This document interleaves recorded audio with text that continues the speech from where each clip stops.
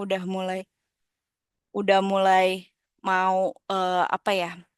Mau investasi gitu ya. Mungkin sekarang adik-adik masih aku mau kuliah aja dulu, aku belum belum cukup gitu ya. Aku nanti aja. Tapi ketika adik-adik mempelajari financial management dan menganalisis beberapa analisis keuangan, mungkin akan berhasil ketika adik-adik udah mulai mau, aku mau invest di mana ya uangku, masa taruh tabungan aja tergerus inflasi dong gitu. Jadi kita udah mulai dari muda aja kita udah mulai inisiatif untuk berjualan, mungkin inisiatif untuk mendapatkan uang. Dan di sini juga sebenarnya adik-adik dari inisiatif ini, adik-adik bisa menganalisa di mana analisa keuangan tersebut. Mungkin AI bisa bantu, tapi nggak bisa bantu semuanya dari analisa yang ada. Mungkin dia dapat dari analisa orang-orang yang sudah lama gitu. Jadi lately, kalau kita bisa dapat besok nih, tanggal 31 Desember keluar, kita bisa lihat analisa kira-kira mereka bagi dividen berapa dari saham-saham yang ada. Jadi memang kita bisa analisa dari financial management perusahaan tersebut. Nah, untuk pertemuan kelima ini, mungkin tadi saya sudah bagikan eh untuk kelompok karena kemarin kan saya mau dipilih sendiri atau mau diacak nih gitu ya. Nah, untuk kelas pariwisata ini ya ada tiga. Nanti ada kelompok tiga PT Panorama, terus kelompok dua PT Jakarta Setiabudi, terus kelompok satu dari PT Destinasi Tirta Nusantara. Jadi adik-adik bisa lihat bahwa pariwisata sebenarnya ada loh perusahaan terbukanya, bukan cuma hotel, tapi dia juga ada mungkin kalau ada yang pernah ke Jakarta Expo, Nggak pernah, Bu. belum ya. Mungkin nanti one day adik-adik bisa lihat di situ mereka ternyata banyak berjualan ciki-ciki semacam itulah eh, bersama si Jakarta Expo itu. Jadi ini Jakarta Setiabudi International itu handle-nya untuk beberapa acara-acara besar gitu. Jadi misalkan musik gitu ya, semacam kayak kemarin Blackpink datang gitu ya. Dia mau acara gitu, mau di mana nih? Ada yang di Jakarta Expo, ada yang di em, mungkin di beberapa yang besar-besar biasanya di sentral ya di Jakarta gitu ya untuk acara-acara besar. Nah, itu mereka juga termasuk dari menggait misalkan apa ya? Contohnya Taylor Swift gitu ya. Waktu itu dia manggung di Singapura, nggak boleh di wilayah Asia lain. Oleh karena itu kan jadi pariwisata meningkat gara-gara orang-orang yang memang menyukai Taylor Swift hanya ada manggungnya di Singapura gitu. Jadi mau nggak mau orang Indonesia yang FOMO gitu ya, memang menyukai pada ke sana dan beberapa negara Asia lainnya. Jadi itu termasuk juga strategi pariwisata. Nah, kemudian untuk ini lagi hits-hitsnya ya, yang di bisnis digital. Kemarin baru lagi berita, ini global digital niaga ini Blibli ya adik-adik. Jadi kemarin kalau adik-adik baca berita gitu ya, saya rajin tuh baca berita di cengling-cengling, berita apa nih hari ini gitu ya. Nah, kemarin mereka melakukan PHK 200-an, 260 kalau nggak salah pekerjanya. Jadi nanti bisa dianalisa nih dari yang 2024-nya dulu. Karena 2025 nanti pas kita akhir 2025 di tanggal 31 Desember kemungkinan tanggal satunya udah keluar untuk laporan keuangannya. Jadi kenapa sih kok dia bisa PHK? Kita bisa lihat di situ. Gitu. Jadi nanti analisis dari rasio lanjutannya. Nah, ini juga Goto iming-iming gitu ya. Kita baca berita Goto akan join sama Grab. Kita nggak tahu ya. Nanti benar apa enggak untuk mergernya gitu. Jadi kalau kita bilang merger atau akuisisi saya nggak paham, tapi kayaknya merger deh mereka bergabung lagi seperti Gojek, Tokopedia ini gitu. Kita nggak tahu harga sahamnya lagi meningkat gitu. Ketika kita melihat itu kayak nih analisanya keuangannya kemarin jelek, tapi kok dia mau gerber lagi? Kenapa nih sama si ini oke nggak nih gitu? Orang-orang eh, membeli akhirnya untuk sahamnya yang meningkat, mungkin jualnya pas mepet-mepet gitu. Nah, mungkin nanti kita akan ada the next lagi kemarin kan likuiditas, ada solvabilitas, terus ada rasio rasio aktivitas dan satu lagi saya lupa. rasio profitabilitas. Jadi keuntungan, profitabilitas, aktivitas sama solvabilitas. Jadi ada empat ya. Kemarin likuiditas, solvabilitas, aktivitas, sama profitabilitas. Jadi kita ada empat rasio yang nanti akan adik-adik hitung berdasarkan perusahaan-perusahaan yang tadi saya sudah bagikan. Gitu. Jadi nanti kita akan coba gimana caranya. Jadi yang di sini saya masukin hanya contoh dari data-data rumus-rumus aja gitu ya. Jadi di dalam secara cepat ya mungkin. Nanti kita akan coba, saya ada perusahaan Unilever lagi yang seperti kemarin gitu ya. Nah, tapi saya nggak masukin ke sini karena susah masukinnya, ntar terlalu banyak gitu. Jadi nanti kita coba cek lagi, saya ada di Word-nya gitu. Nah, jadi di sini ada jenis-jenis rasio solvabilitas. Kemarin likuiditas ya.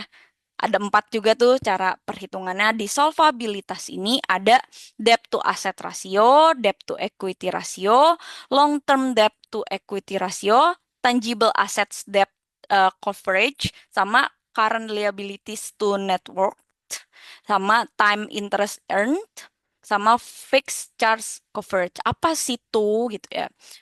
Kita udah data di sini masing-masing debt ratio.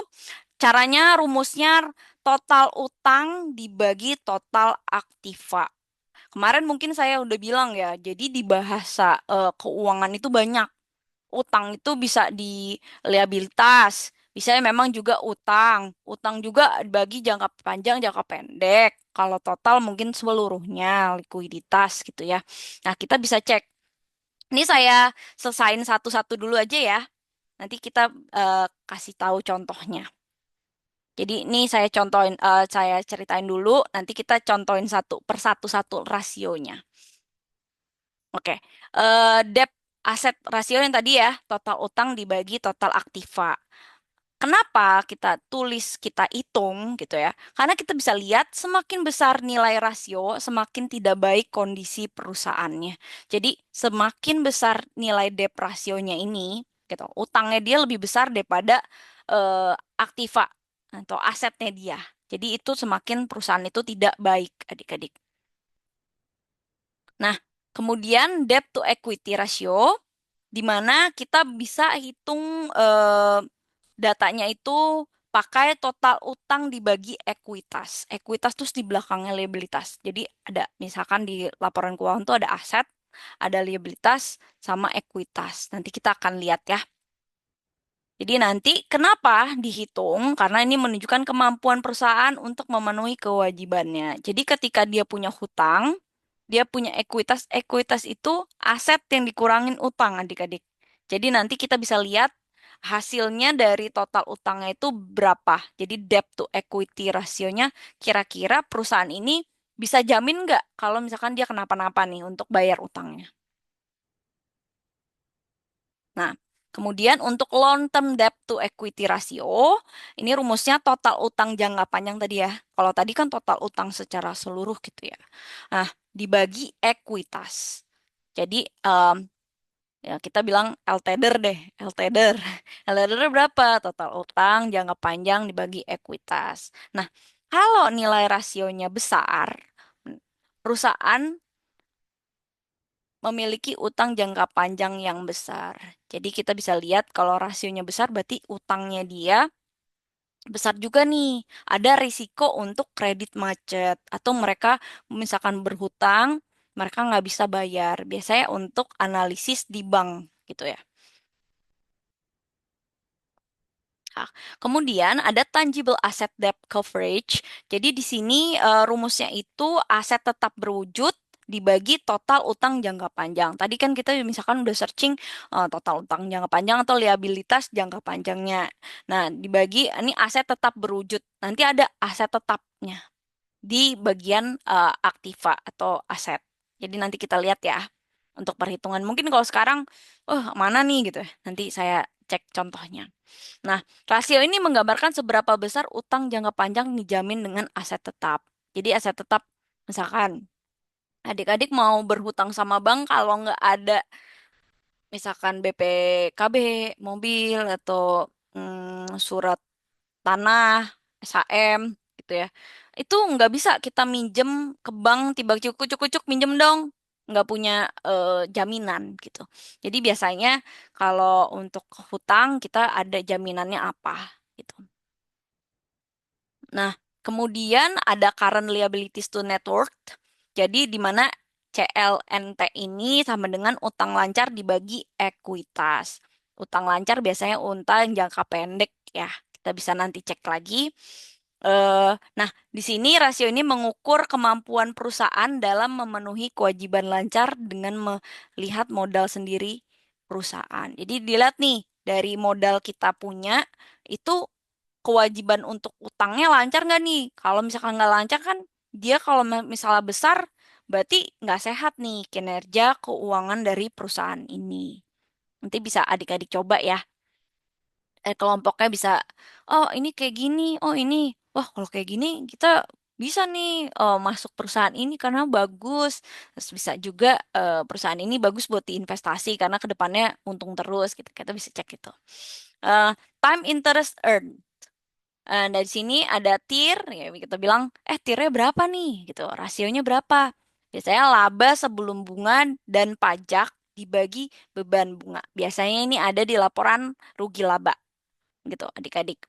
Nah, di sini kita bisa lihat kalau misalkan em, rasionya itu semakin tinggi, nah maka itu semakin kemampuan perusahaan dalam membayar beban bunga. Jadi, misalkan rasio dari tier ini makin tinggi gitu, dia makin cepat tuh untuk bayar beban-beban yang ada itu selain beban bunga.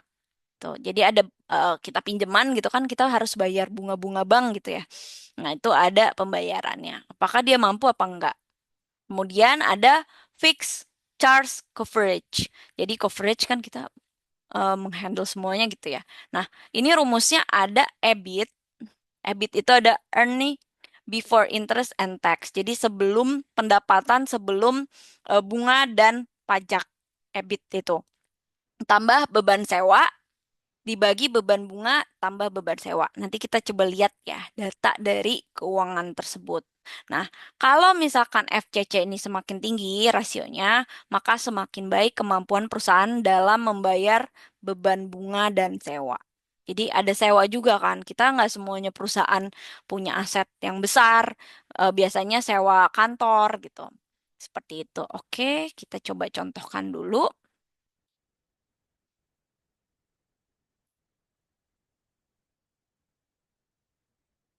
Nah, ini saya ada contohnya. Ini dari perusahaan Unilever ya. Saya main capture-capture aja nanti adik-adik bisa lihat mungkin secara contoh. Nah, tadi kita bahas ini rasio solvabilitas terlebih dahulu. Nah, sorry, ini kok jadi hitam. Nah, rasio solvabilitas itu kan tadi ada debt to asset ratio. Dapatnya dari mana gitu ya? Nah, kita bisa lihat cek di sini. Nah, debt to asset ratio ini rumusnya total utang dibagi total aktiva.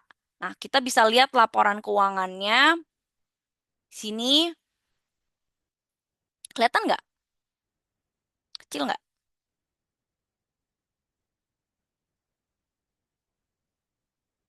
Saya langsung di capture aja biar nggak kelamaan dari hasil datanya. Oke, jadi tadi kan total utang ya adik-adik. Nah, total utangnya ada di liabilitas. Nah, total utang kita coba cek. Nah, ini adalah total jumlah liabilitas. Nah, nanti jumlah liabilitas ini dimasukinlah ke sini dan tadi rumusnya total aktiva. Nah, aktivanya itu total seluruhnya aktiva. Jadi kita bisa cek dari sini jumlah aset.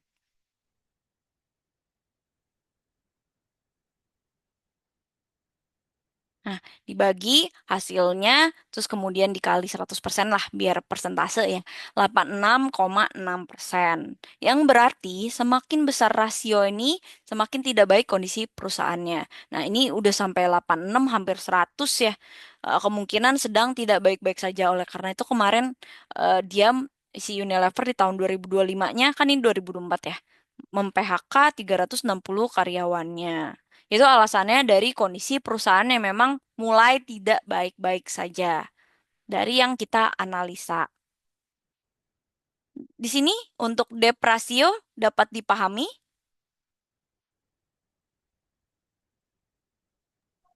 Paham Ibu. Oke, kita bisa search ya. Nanti adik-adik bisa untuk the next-nya kelompok bisa search di mana analisis debt ratio ini. Oke, selanjutnya debt to equity ratio. Debt to equity ratio ini didapat dari total utang dibagi ekuitas. Total utang tadi ya, total liabilitasnya. Bisa saya kecilin dulu bentar.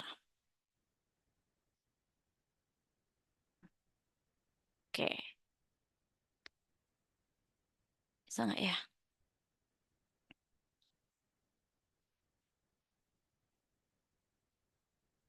Kelihatan nggak ya? Nah, debt to equity ratio ini rumusnya itu adalah total utang dibagi ekuitas. Ekuitas ada juga adik-adik, nanti tinggal search aja.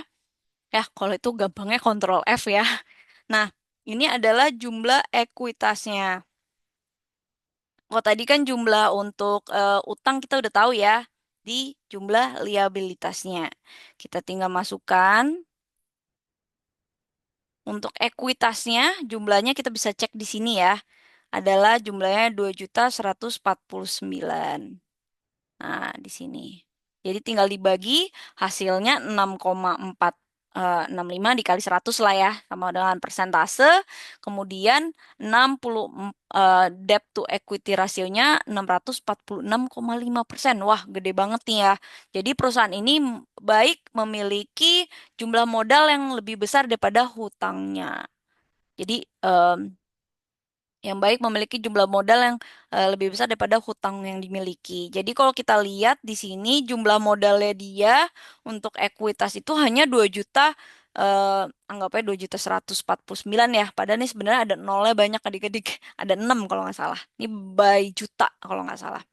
Nah, ini ada 13,896. Jadi ada 646. Nah, ini biasanya utangnya itu lebih besar dibanding jumlah modalnya. Jadi banyakkan utangnya nih dia ternyata dibanding modalnya dia.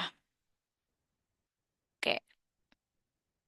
Untuk debt to equity ratio dapat dipahami? Paham Ibu. Oke, kita lanjut. Kita di join dulu ya. Nanti kita next lagi kita ke yang rasio lain. Oke, ini ada long term debt to equity ratio. Kalau kita lihat total utang jangka panjang, tadi kan utang jangka panjang, utang itu kan liabilitas. Jangka panjang kita punya ada jangka pendek, jangka panjang. Berarti kita cari yang utang jangka panjangnya. Nah, jadi kita bisa cek di sini ada utang jangka liabilitas jangka panjangnya. Kelihatan nggak ya? Kecil ya di sini. Nanti bisa di zoom-zoom ya. Kalau misalkan bingung, lupa di YouTube, nanti saya upload. Nah, di sini tinggal masukkan total utang jangka panjang. 2.066.727. Nah, kemudian dibagi ekuitas. Tadi tuh ya, ekuitasnya kan udah ada yang sebelumnya. Kita cek adalah 214,9. Nah, nanti kita tinggal taruh aja. Bagi-bagi doang sih kayaknya di sini. Nah, di sini.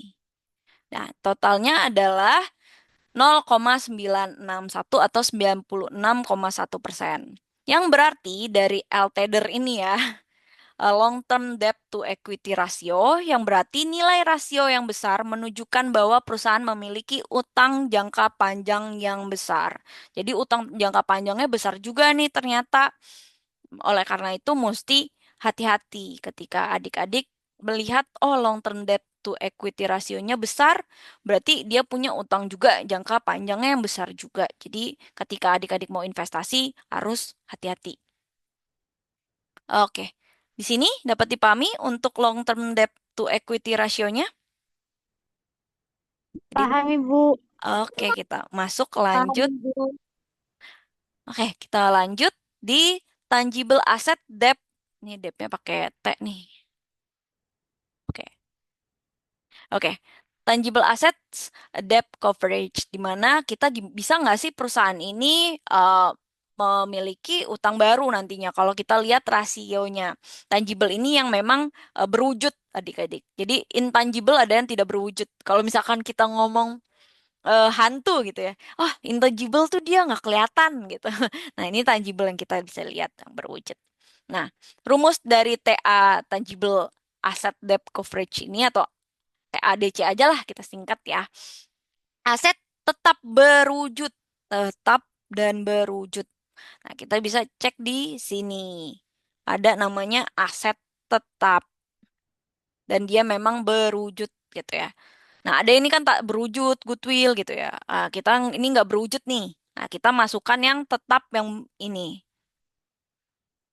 dari aset tidak lancar biasanya. Karena itu asetnya ya berbasisnya rumah, mungkin pabrik gitu ya. Nah, kita tinggal masukkan ke dalam sini. Dibagi total utang jangka panjang. Utang kan liabilitas jangka panjang. Nah, kita tinggal total dari liabilitas jangka panjang. Kita tinggal masukkan ke dalam sini. Dibagi hasilnya 4,51. Nah, kalau dikaliin rasio ya persentase 451%. Nah, semakin besar nilai rasio, maka perusahaan memiliki kesempatan besar untuk memperoleh pinjaman baru. Karena dia asetnya itu besar adik-adik dibanding juga untuk utang jangka panjangnya, dia masih memiliki aset sebesar 451% dibanding dengan si utangnya. Maka oleh karena itu si Unilever ini sebenarnya masih bisa mendapatkan utang dari bank karena dia itu bisa utang baru karena dia itu asetnya ternyata besar juga nih dibanding dengan utang jangka panjangnya. Gitu. Jadi kita oh masih oke nih dia buat bayar utang ke depannya. Jadi memang asetnya masih banyak nih si Unilever gitu. Kemarin ada buka di BSD gitu kalau nggak salah di Tangerang. Dia baru buka lagi. Jadi asetnya lumayan banyak ternyata gitu. Walaupun kondisi perusahaannya tadi sedang tidak baik-baik saja, ternyata asetnya besar gitu. Untuk TADC atau Tangible Asset Debt Coverage dapat dipahami? Paham Ibu. Oke, Paham Ibu. kita lanjut ya. Kita ke 5. Untuk current liabilities to net worth atau kalau kita panjang-panjang CLNT lah gitu ya. Utang lancar dibagi ekuitas. Utang lancar ingat utang lancar, lancar itu masuknya cepet, itu masuknya jangka pendek gitu ya. Oh, ingat-ingat lancar pasti ingat jangka pendek deh, adik-adik. Karena bahasanya beda-beda. Jujur, saya aja bingung gitu. Kalau bahasa Inggris kan kita langsung current, terus future gitu ya. Non current gitu ya. Kalau di bahasa bahasa Indonesia kita banyak ada utang, utang kita masuk ke liabilitas. Nah, kita masuk utang lancar itu liabilitas jangka pendek. Nah, kita tinggal masukin aja. Tep, ekuitas kayak tadi ya. Kita udah dapat data ekuitas ada di laporan keuangannya. Nanti kalau misalkan bingung, Bu, ini kok nggak ada ya? Namanya apa ya? Nanti tanya aja ke saya. Nah, di sini ekuitas kita ada dapat 2.149 tadi, seperti tadi. Nah, masuk lagi dibagi 5,5 atau 55%. Yang berarti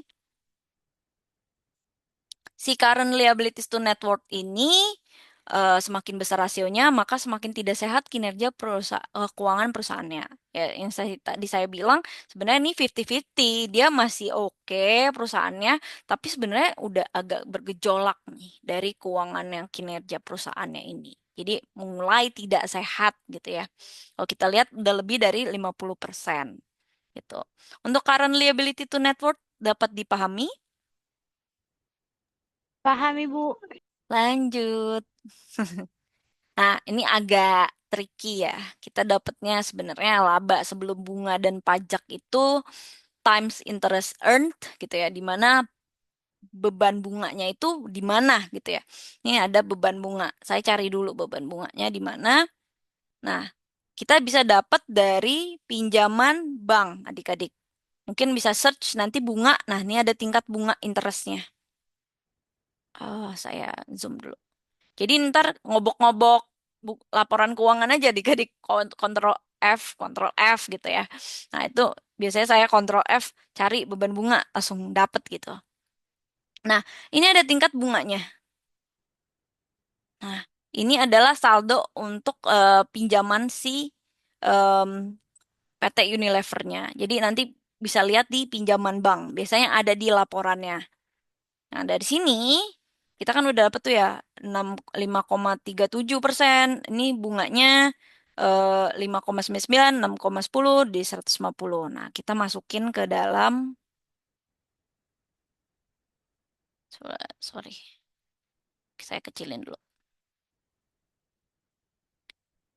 Nah, kita masukin ke dalam ini. Nah, tadi ya 5,37 dapat dari data yang ada, terus utangnya 900, terus 400, 150. Nah, dikaliin aja beban bunganya ditambahkan dari itu. Nah, jadi total yang tadi pinjamannya, ini pinjamannya dikali biasanya bunga bank berbeda-beda ketika pinjaman. Malah itu dikalikan, kemudian ditambah. Berarti total beban bunganya itu adalah 811,440. Ini yang agak ngitung ya, gitu. Setelah udah dapat beban bunganya, ini beban bunganya. Nah, laba sebelum bunga dan pajak. Nah, kita bisa lihat di laporan laba rugi, adik-adik. Nah, di laporan laba rugi, kita bisa lihat di sini. Sorry, nggak bisa di zoom. Nah, di sini, nah, kalau lihat di sini, ada laporan sebelum pajak dan bunga. Jadi kita masukin adalah laba usaha karena belum termasuk pajak sama bunga gitu. Ini udah semua total laba dan bunga. Ini penghasilan bersihnya. Gitu. Jadi kita bisa lihat di sini. Nah, masuk laba usaha 441 4880. Nah, itu karena dia laba sebelum bunga dan pajak. Dimasukinlah. Kemudian kita bagi ya kan rumusnya dapatlah 54,21 atau 542,1. Yang berarti, kemana kan naik-naik terus nih. Yang berarti semakin tinggi rasio, semakin tinggi pula kemampuan perusahaan dalam membayar beban bunga. Jadi perusahaan ini mampu nih bayar bunga banknya gitu. Aman, aman untuk PT Unilever ini. Gitu. Karena memang rasionya cukup tinggi dibanding dengan labanya dibanding dengan beban bunganya. Gitu. Jadi nanti kita bisa dapat dari laba rugi sama nanti ada pinjaman bank di sini persentasenya dikaliin aja adik-adik dan ditambah. Dapatlah segini, kita masukin. Nah, ini juga dapat di sini di laba sebelum laba usahanya yang belum pajak dan belum bunga gitu. Jadi kita masukkan. Nah, dibagi dapat 542,1. Di sini ada yang bingung? Dapat dipahami untuk time interest earn-nya?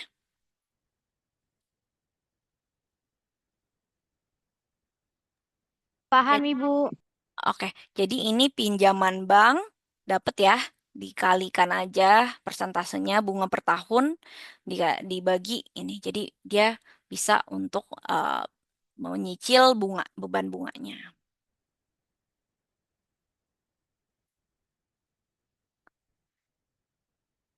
Nanti kalau keluar join lagi ya. Soal kita masih ada 2 rasio lagi.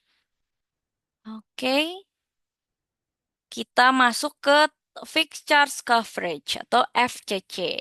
Rumusnya agak tricky nih. EBIT ditambah beban sewa dibagi beban bunga plus beban sewa. Dapatnya dari mana? Tadi kita udah kun beban bunga dihitung semua ya, Bu? Ya.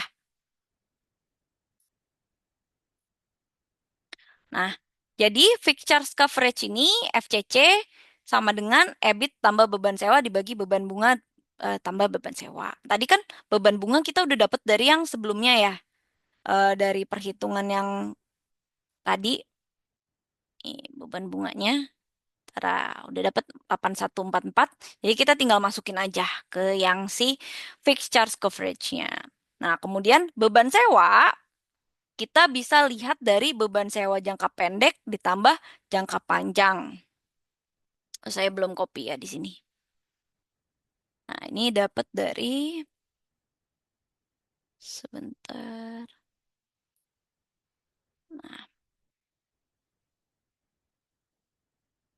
yang di sini ya, dapatnya dari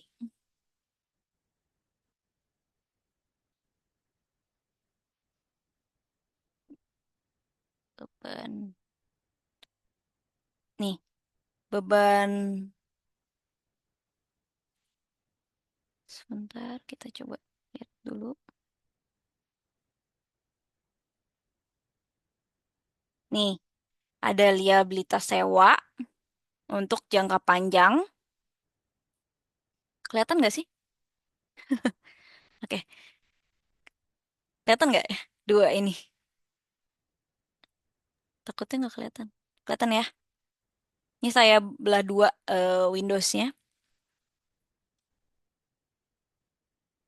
Nah, ini kan ada liabilitas sewa atau beban sewa jangka pendek dan jangka panjang gitu ya, beban sewanya. Nah, ini jangka pendek. Nah, di ini di liabilitas jangka panjang ada liabilitas sewa juga jangka panjang. Jadi kita tinggal tambahkan aja liabilitasnya. Nah, hasilnya 5330.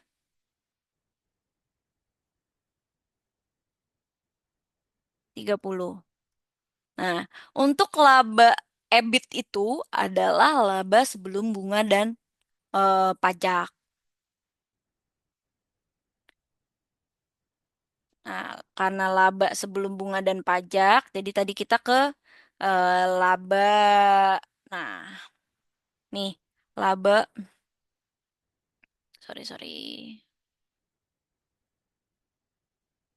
Nah, laba. Saya agak susah nih ngezoomnya. Kelihatan lah ya, nanti di zoom-zoom aja ya. Nah, kita masuk ke laba EBIT itu laba sebelum bunga dan pajak. Jadi tadi ya, sebelum laba usaha yang sebelum bunga dan pajak. Jadi masuknya 4414. Nah, tinggal nanti kita udah dapat semua, masuklah FCC sama dengan EBIT. Nah, FCC sama dengan EBIT 4414 ini ditambah 530 beban sewa ya. Tadi dari